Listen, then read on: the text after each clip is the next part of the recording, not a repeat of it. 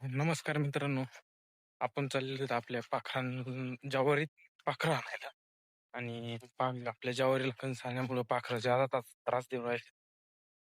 पाखरं कवळे कणस त्याच्यामुळे त्यातले बारकाईत दाणे खाते. आणि आपण चाललेलो आहेत सत्ता घेऊन माझा पाखराकडे ज्वारीकडे. तर पुढे चालू राहते ज्वारीत गेलो पुढे पुढे हो. तर मित्रांनो आपण आपले फटाकडे आणि आपण आलेलो आहे ज्वारीत. तर तुम्ही पाहू शकता ही आपली ज्वारी. कमेंटमध्ये नक्की सांगा आपली ज्वारी कसं काय आहे. पाठीमागं दिसते सगळी आपली ज्वारी आहे. इकडं पण हे बघू शकता तुम्ही. तुम्हाला पाठीमागं पाखरं दिसत असतील. सांगा कमेंटमध्ये आहेत का नाहीत.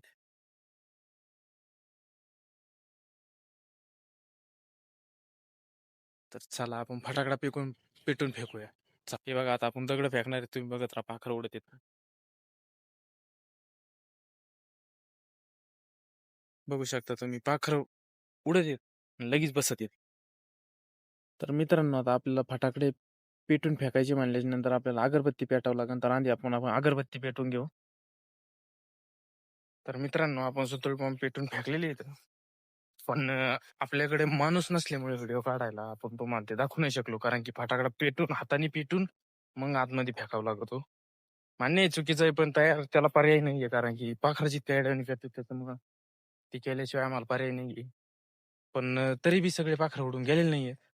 त्याच्यामुळं आपण इकडे येऊन ज्वारीत माती फेकणार आहे. तर बघत राहा पुढं तुम्ही. आपण ज्वारीत माती फेकतो. ज्वारीत माती फेकल्याच्या नंतर ते 100% जाते उडून. कारण ज्यावरती माती फेकल्यावर खडखड आवाज येतो त्याच्यामुळे ते पळत येतात. तर मित्रांनो अशी बुचकुलीत माती घ्यायची, काही ढेकळं आणि काही माती, आणि ती ज्वारीत फेकायची. थांबा तुम्हाला दाखवतो कशी फेकायची. तर मित्रांनो आता आपण ज्वारीत माती फेकणार आहेत. तर बघू शकता तुम्ही पाखरं उडत आहेत का. पाखरं सगळे गेलेले आहेत वाटतंय उडून. त्याच्यामुळं पाखरं नाही राहिली ज्वारीत. तर मित्रांनो आता सगळ्यात मोठं रिस्क आपण घेणार आहे, ती म्हणजे ज्वारीत जायचं आहे आपल्याला.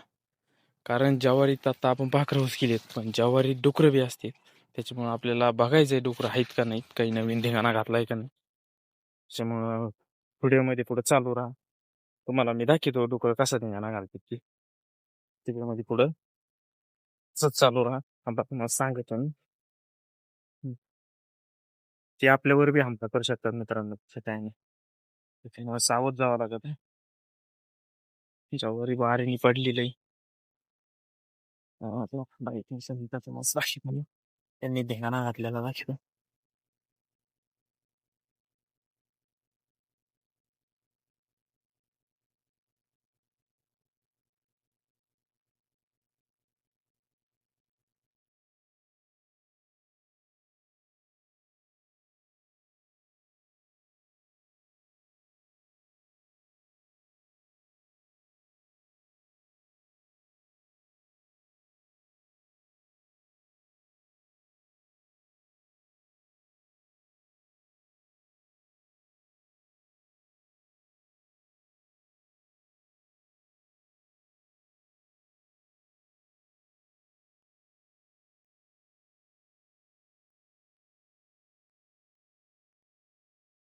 हे बघा मित्रांनो, आता मला मागचा कॅमेरा लावून दाखवतो.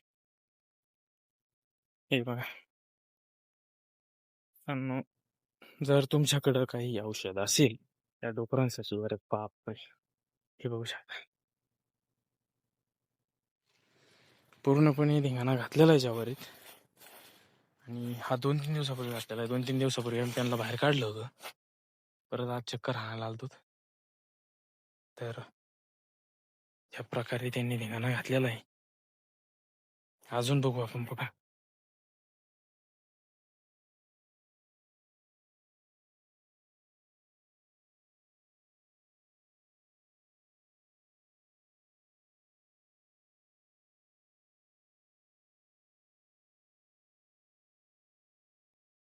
तर मित्रांनो तुम्ही असे रिस्क घेऊ नका, कारण आम्हाला नाविलाज आहे त्याच्यामुळे यावंच लागत. विषय असा आहे मित्रांनो, इकडे एक दिसतंय धिंगाणा घातलेला तसा, ते बघू बा. इथं थोडंच आहे.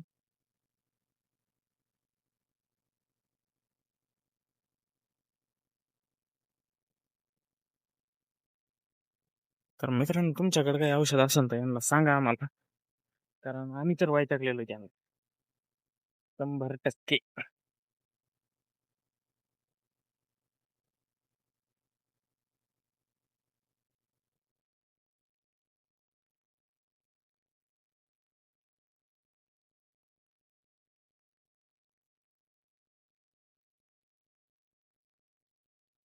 एकच मिनिट.